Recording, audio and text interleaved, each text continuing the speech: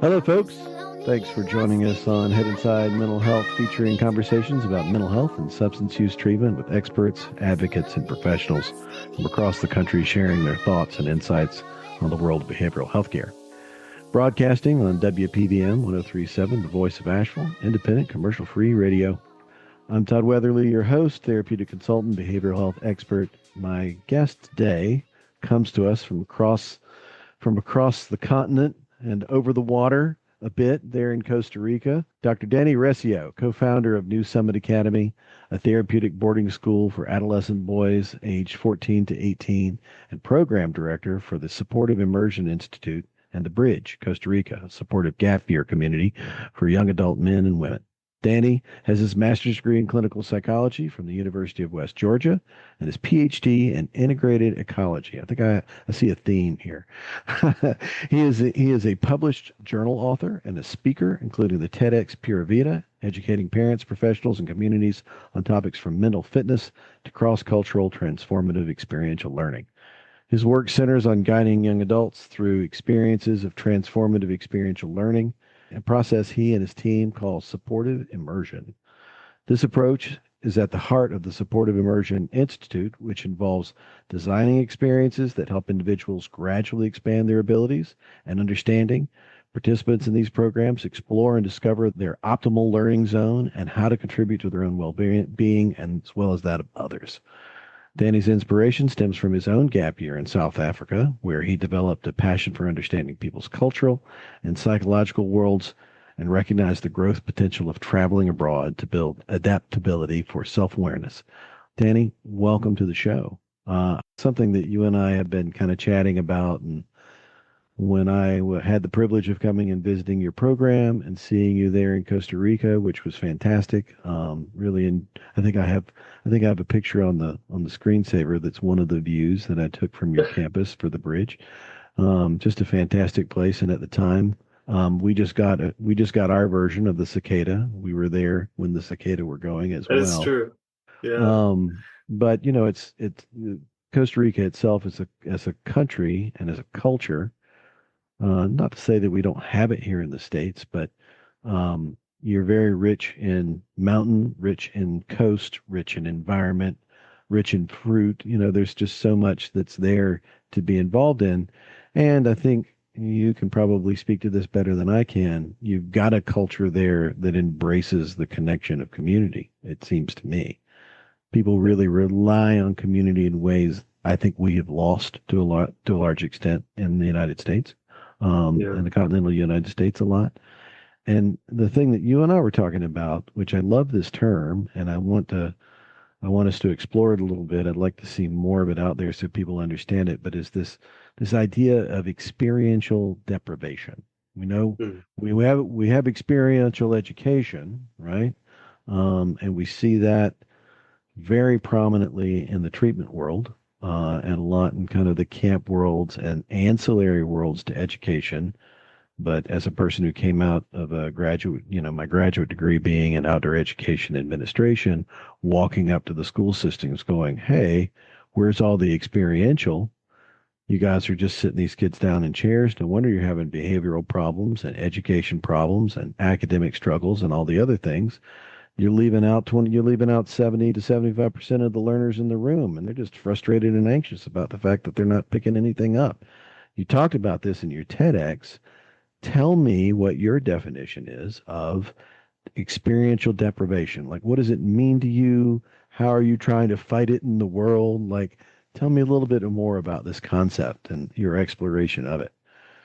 Yeah. Well, yeah, I'm gonna try to narrow it down as much as possible, right? Because I could talk about it for hours, but I'm so what's coming to mind right now, and I'll land at a definition shortly here, but um one of the issues with experience is that it's almost hard to say what is not an experience because we are Right. so immersed in it. Is the water we swim in? It's like asking a fish to describe the ocean. It's like everything that happens to us, in some ways, it is an experience, right? And so to say that you're experientially deprived is to say that the quality of your experience is below the threshold of what's good for you, right? Because if you're awake, if you're not in a coma, then you're having some kind of an experience. But it turns out, and this is somewhat obvious, but people know, if you know a little bit about how the brain learns, is that it learns through experience. And so the more enriching the experience is, the more the brain learns. And so if you think about the power that something like, I don't know, tinkering with some neurons in the brain versus the learning that can happen if you're, I don't know, grasping a cup or something like that. The wiring of neurons is way more powerful if you're grasping the neurons, I mean, sorry, the cup, instead of some kind of tinkering of the neurons. And what I'm saying through that is that the brain requires experience to adjust and learn and so on and so forth, because evolutionarily that's the way that we develop, especially human brains, because we're not born like a little zebra that just starts walking on like the first hour of being born.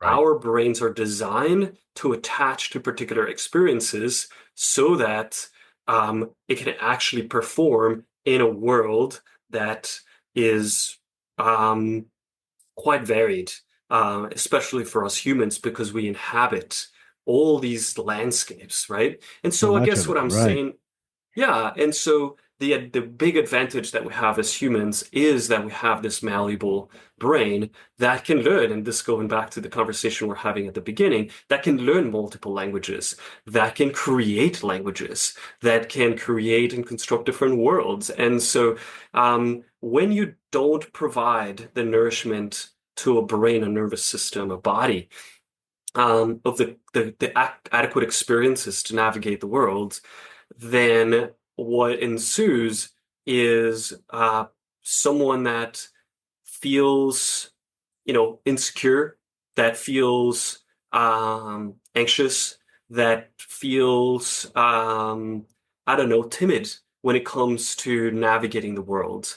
And so the issue that the reason I think about experiential deprivation so much is because um, there's it doesn't make that much sense sometimes to speak about, how the old generations were better and the kids now and so on and so forth. There's a part of it that is just not as important, but it is important in the sense of looking at the factors, the environmental factors, the social factors that younger generations are encountering, and what's helping and not helping. And I think that experiential education is much more important now because um, people are not having many experiences that were completely natural before. Before we got on, we were talking about how people didn't used to think it was important to go to the gym. The gym was a ridiculous concept, way Yeah. back You when, worked all because day, right? yeah, exactly. Like, why would you go to the gym? But now you actually have to intentionally get up and go to the gym. And likewise, I think that young people are growing up in a world where certain experiences that were just the natural way in which you learned, um, they're just not existent anymore. And so you have to be intentional about it. And so and there's other examples like food, for example, right? Like, we talk about organic food now because some food is not. But when it was all organic, it was kind of silly to say that food, I gotta eat organic Well, food. It's like, there was well, a time that that's all food there was just was. food. Yeah, like Yeah, food's exactly. organic. We call it Right. food. And so now, if we land at the concept of experiential deprivations, like, it used to be silly to say, that you're deprived of experience until now that we live in such highly technology mediated worlds Yeah, where environments. there's so much that you're missing and that people didn't used to think was important. Like people thought, oh, you got to go to school to learn your math and your science and so on and so forth. And now we're realizing, well, but it turns out that it was really important that you actually bike to school and that you walk to school and all the things that happened in between going to school and getting there, that is also really important. So people call this life skills or soft skills or whatever the case may be. But the point is that now I think we need to look very closely at those things that were natural at some point and that are not anymore, and that I think, or at least partially, um, explain the reason why younger generations are more anxious, more insecure, and let's call it less resilient, which means that they feel less equipped to deal with the challenges of life. And so the challenges of life, one can say that are higher or lower, I don't know, but I think without enough experiential nourishment, then people are going to feel less equipped to deal with whatever life throws at you because you need those neurons to wire to the actual experiences and challenges that you go through as you're growing up. Yeah, well, and there also, just to your point, there's so much out in the world that still needs to be done. And I think one good example that I've heard from my kids, their peers, parents of their friends, is that kids don't want to drive. Hmm. That it's overwhelming. It's you have to be responsible for this thing, 203,000 pounds worth of metal, careening through the world. Yeah. It is scary. It is a big responsibility, and it's also something that people just do every day. But a lot of and then I have two children. One's almost 19, and another one's almost 22. So the 22-year-old, he's got friends that have kind of gone over the hurdle where they went ahead and learned how to drive, but when they drive, they feel incredibly anxious. Like Mm. they try to drive in such a way so they don't have to change lanes. They do things to really try and limit their experience, and it makes them ill-equipped when they're suddenly, in the face of something that is difficult to navigate or manage. And then they get high anxiety responses and those kinds of things. And I don't know how it is in Costa Rica, but the driver's training, which we used to have in school, and it was just a part of the curriculum, and you were required to take it, and it was just there, and it was expected that you were going to, at the appropriate age and grade, you would be taking driver's ed. Yeah. Nowadays, you have to schedule it, you have to go find it. It's limited and short. There's a lot less experience actually doing driving. They resolve it in the test areas. They try to put it on the parents to say, "Hey, you take them out and give them enough hours." We know how that Yeah. works, but Yeah. and so you're getting the results of that in the world. Um, Right. and I think that, that's a small example, a microcosm kind of example of what we're seeing in the larger world where it comes to education, where we've got a lot of screens, we've got a lot of interactions that are not rooted in experience. They're just, handing down information and hoping people pick it up. I mean, I think that that's been a problem for a long time. But you mentioned something else, and I'd like to hear your thoughts about this. But it's not just the way that we're getting our information, and that's important. We got this experiential deprivation. Our information is coming to us without experience. We're watching it, we're witnessing it. In your talk, you did I was really hoping you would pull the handkerchief for the cut, watch the guy two or three times and see if you can pull the tablecloth out from underneath the glasses. But at any rate, it's also the kind of information that people are getting. They're getting information in much tinier chunks, and so there's there's less to kind of grab onto. So not only are they getting in a deprived environment, they're getting a deprived content as well. When you aim, because you've got New Summit Academy, you've got the Bridge, both there in Costa Rica. When you have students coming to your program and you see all this having taken its effect and they're coming away with behavioral problems and anxiety and everything else, where do you start to work with them in reconciling some of these things? Yeah. So Um, there's a lot to say there. I think that two places to go with your question is that I'm gonna kind of jump right to the heart of methodology. We were talking about supportive immersion and your introduction, and so um,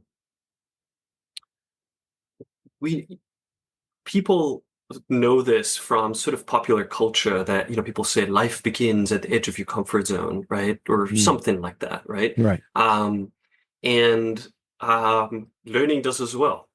And so where you begin is right at the edge of where someone is capable. And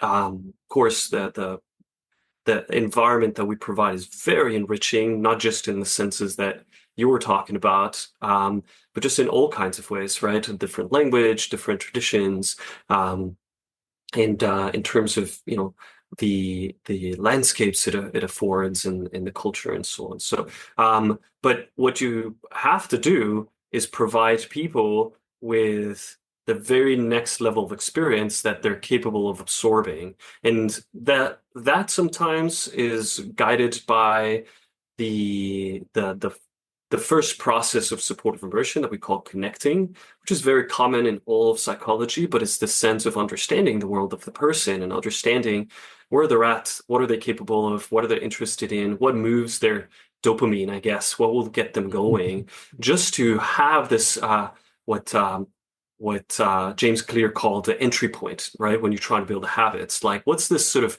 minimal level of challenge that you can take up that's going to get the wheels turning.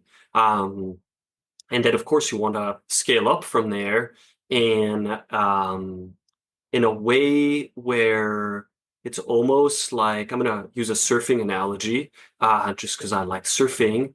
And this may be just completely foreign to most people, but when you're riding a wave, you don't, it's not it's not going to work as well if you just kind of stay in one place. You kind of have to go up and down and take advantage of the slope that the wave is providing so that you can kind of catch some speed and then go up and get more and come down and so on and so forth. And so when you're in a learning process like this, you want to tap into that zone of optimal learning where you're challenged in a way that's enough for your skill level, and then you want to up the challenge and then lower it and kind of dance that way. But Right. your question was about where to start, and you definitely want to start at a place where um, it's doable, I guess, for the person. Right. At the edge of their already existing competence and to a certain extent competence, Yeah. and then give them experiences obviously where they can push that envelope just a little bit. But the I think that also kind of takes us to this other piece because as a person who's got a lot of training in experiential education, the experiential cycle, have an experience, you reflect on it, you try to generalize, and then you go apply it in the real world. There's this cycle of learning that happens for a person when they engage in real experience. But one of the things that I think is just super cool, first of all, is this cross-cultural experiential learning component that you've got. Mhm. And, Yeah. I think that, you know, in treatment, regardless of where you are in treatment, you could be in adult addictions treatment or primary mental health care or in boarding school, therapeutic boarding school, community we know is a huge piece. And that includes, people having community of folks that they might be in treatment with, or they're in school with, or what have you. But you've taken that to a next level. You've really, I mean, you really have. I would say that you see a lot of programs doing things like service projects. Okay, sure, and that's really good. I encourage as much of that activity, but you guys have really gone out, connected to local community, having a cross cultural experience, and it's causing. One of the things I got to listen to a couple of the guys talk about their experience, and one of them said something that was pretty profound. He said, that he, all the other environments, he was kind of surrounded by people who already knew what they were doing. And he came into this environment, and it was the first time he had something to give. And it was profound for him. Like, he could walk out and he knew how to do something, and that was something that somebody else needed that they didn't know how to do. And it was the first time in his life, in his, early 20s, that he'd ever had an experience like that. And it's one Yeah. of these kind of magic gems that occurs out of this aspect, and specifically the location and the nature of the environment that you're in, this cross-cultural experiential learning that's happening, this ecosystem that you've immersed them in. Yeah. That's part of what your degree is in. That's part of the thing that you're passionate about. Tell me about, like, where's the design? Where's the stuff that you started with, and how did it grow into what it is today? Like, tell us a Yeah. little bit about that journey. God, you ask great questions, Todd, but they're so hard to I'm making you do all the land. work for sure. Uh, so, all right. So yeah, so there's a couple of pieces there. One is that generally speaking, of course, there's a couple of mistakes from my perspective that are made in some of the way that we conceptualize psychological healing. Um, and one is that we tend to think that when someone is hurting, they need attention. They need to focus on themselves. And there's plenty of literature that tells you that when you're hurting and you feel down about yourself, you don't need more attention on you. You actually need to turn the eyes out to the world. And so it for us it's really important, not just in the sense of becoming a contributing member of society, but to also um, to to realize that there's a whole world out there.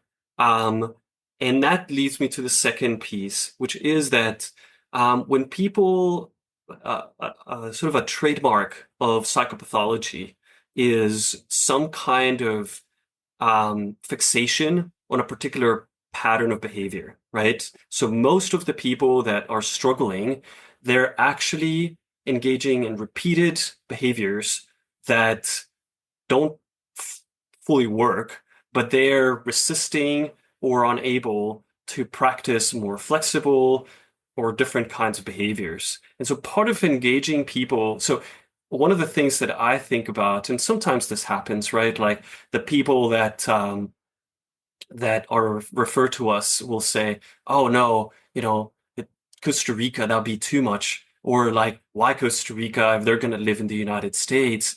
And I think to myself, well, it's not the point. Like, we're not turning people into Costa Ricans. It's just Right. that we're providing them with nourishment of the kind that they need to um, to kind of loosen up some of these patterns and to see like, oh, I thought the world was such and such, but it turns out it's not. There's other worlds. Oh, I thought I was this person, but I guess that's also a construction because here in this environment, I'm this different person. And so dislodging people, I guess, from this sort of dyad of them and their environment actually allows for new ways of seeing themselves and seeing the world that I think are super useful because then people can just choose. Okay, so how do I want to be then? What is the person that I want to become, and so on and so forth? And it provides this sort of opening landscape. And then the other two pieces there are that a crucial concept for us is the concept of mattering, which Hmm. I'm just going to use Protensky's definition because it's the simplest one, the one I like the most. He says mattering is defined by feeling valued and adding value. And I feel like I was saying before that in the world of psychology, we tend to focus a lot on, okay, let's value you um, and not so much in adding value. And so we try to focus a lot on this side of mattering. And I tell my students, and I teach a class on young adult well-being at a university locally, and the students take my class. And so one of the things I said to them is, hey, what do you think? How do you define being an adult? And so people say these kinds of things like, oh, well, you have to be financially independent and make your own decision and live on your own and so on and so forth. And I say, that's true. And that's a very sort of Western way of looking at things. And that's, you're going to find that definition quite a bit. But there's other places, and we support this one, where when you become, and this is not like one day you wake up and you're this way, but the degree to which you become a contributor is really sort of one of the bigger, I guess, needles that you move when it comes to becoming an adult. And that's kind of the challenge, where the goal is, how much more can I contribute to the world around me? How much can I prepare internally so that I have something to contribute? And there's a huge source of motivation and well-being that comes from that. So those are some pieces. Those are not all the pieces that of how culture is important to what we do. But certainly it comes from this concept that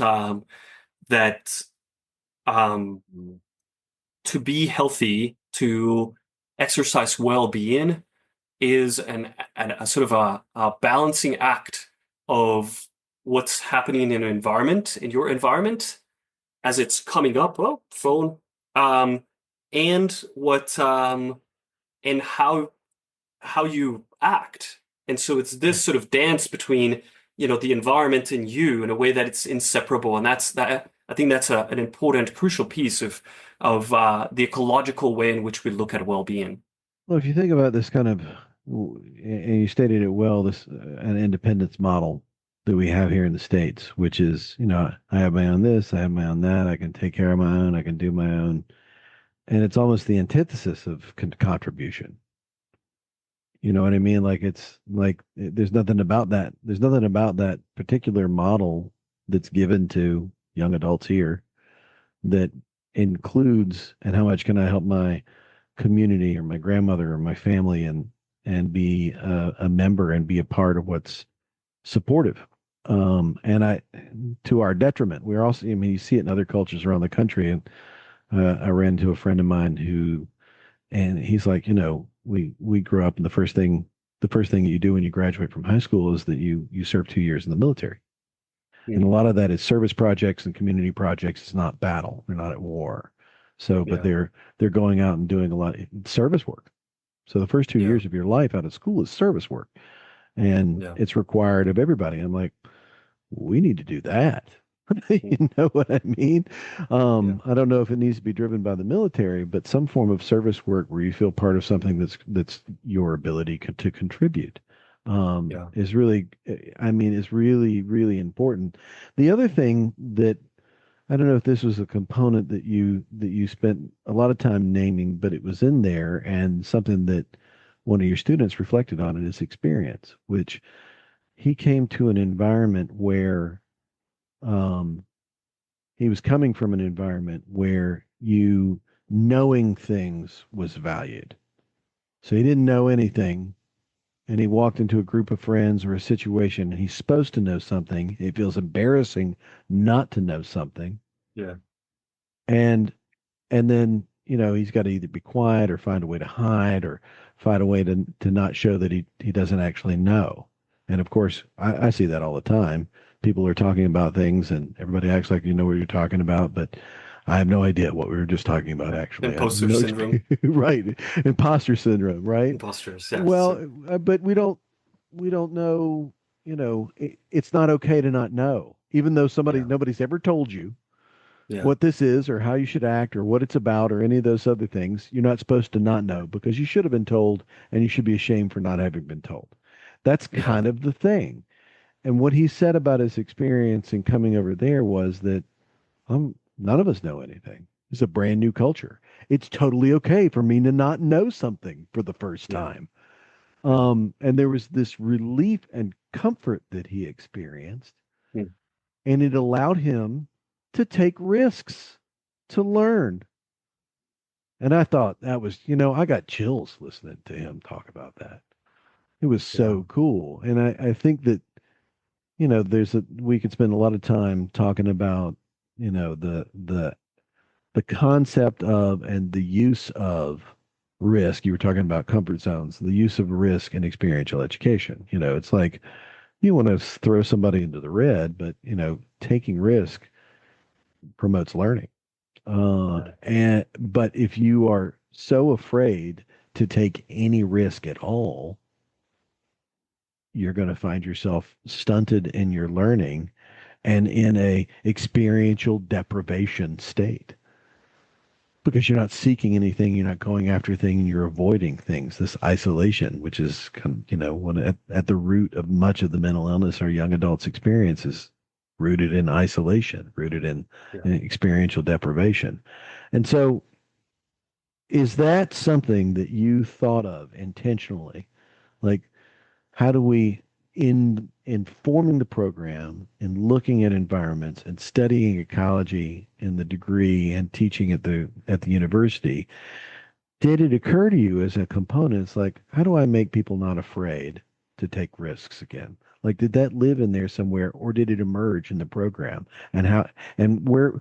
What are the other cool stories that you have for where you're seeing this show up? Yeah, no, that's crucial. And, again, going back to supportive immersion, that's the supportive part Right, of the whole thing, right. right? It's like 50%, right?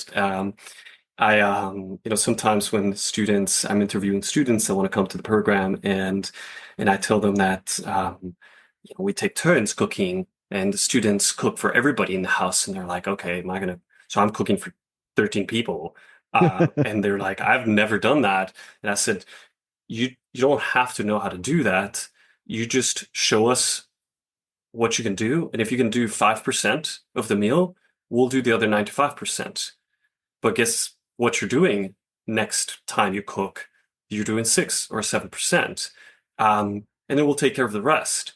And what this does is it just allows people to actually have an experience of the maximum level of contribution possible for them, um, without the full expectation that they have to go from zero Pressure. to 100. Right. And, I feel like the issue with young adults a lot of times is that, adolescents can be pretty devoid of these kinds of contributions or independent life skill kind of activities.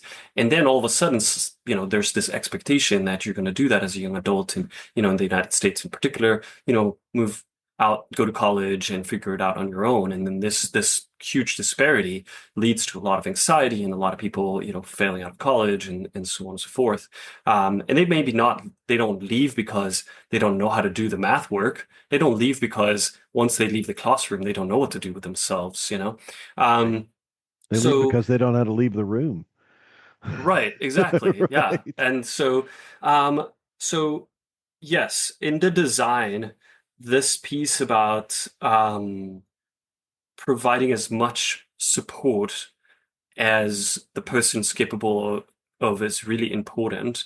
But then there's two other pieces that are really important. And one is that I think you have to be brave in the design of programming that involves these experiential elements, in the sense that you you have to budget in the mistakes and the failures and see them as part of the learning experience. And the more the Absolutely. world becomes sort of because it's not just young people, it's just a whole society that becomes more anxiety driven and more control driven. And so the more we have access to these technologies, the more we feel like we need to control everything. And so you have to be a little bit brave to say, allow someone to catch a public bus in Costa Rica and teach them how to do that and so on and so forth. But the opposite is more of a risk, right? Well, what if you don't? And this is the Right. risk that people are running into. Is like, well, okay, so you're safe, but you're not. You don't know how to navigate the world, and so that's pretty risky. And so I think that people feel this sense that not it's not just that you're in a country where people don't, nobody knows how to navigate the area.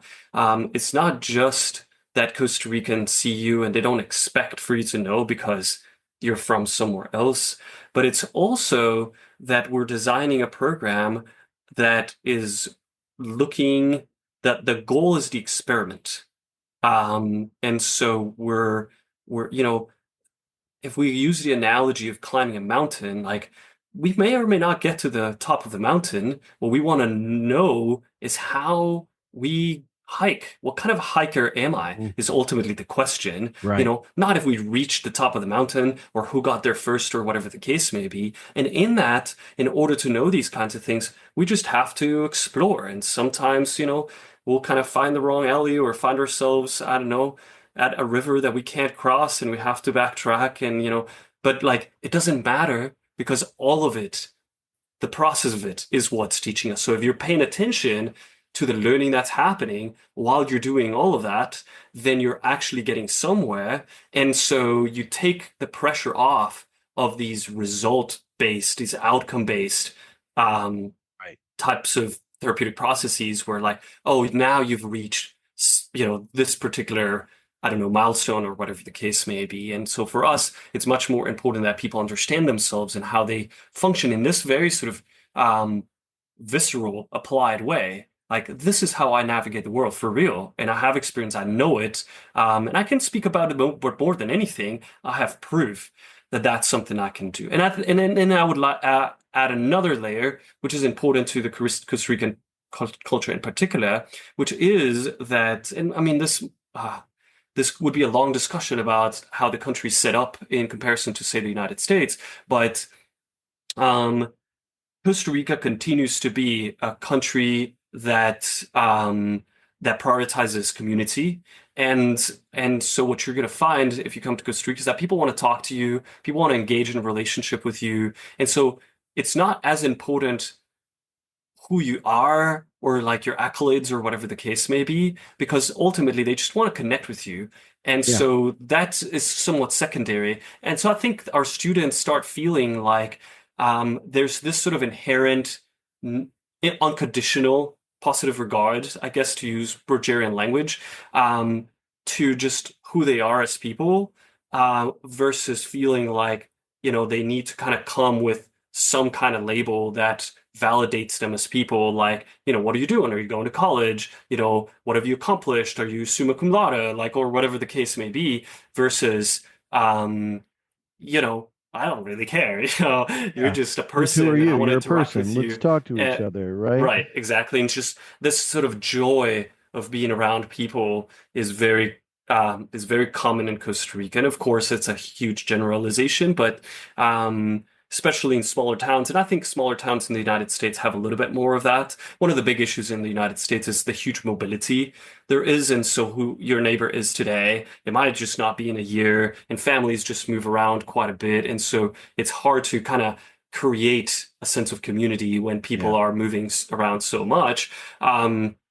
In Costa Rica, because it's smaller and the economy just kind of is kept to a particular area, then that just it makes it a little bit easier for people to stick around, and so that helps perpetuate the sense of community.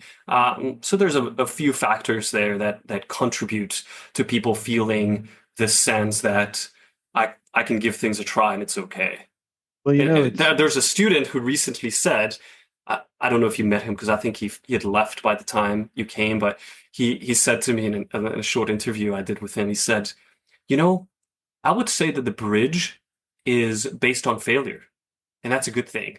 I said, wow, that's one of the biggest compliments I've ever gotten. that's great. Yeah. Well, the safe exploration of failure. I mean, that's you're not learning if you don't fail. Yeah. The thing that occurs to me a little bit about the cultural aspect of it is something that David Bohm talks about, in dialogue, where, the purpose of dialogue is dialogue. Right. Right. If you're making the purpose of your dialogue to like get something or earn something or establish, a path for success for yourself or what have you, it's very difficult to build a trusting or even effective performative relationship, one where you can get things done because you haven't done the basics of just getting to know each other yet. You see it a little bit. You see it. You see that in cultural aspects, certainly in Costa Rica and other areas. I think that you used to see it a lot more in the South. You talk Mm. about the weather first before you talk about Right. anything else. Yeah, yeah. And we're losing a bit of that, and part of the cost of that is the fear of connecting. And then without Mm. connecting, you end up once again here we circle back around to the a deprived experiential environment. Right. Well, I tell you, Danny, I was grateful to have the privilege of visiting your program and hear some of these stories and see some of the interviews with the students.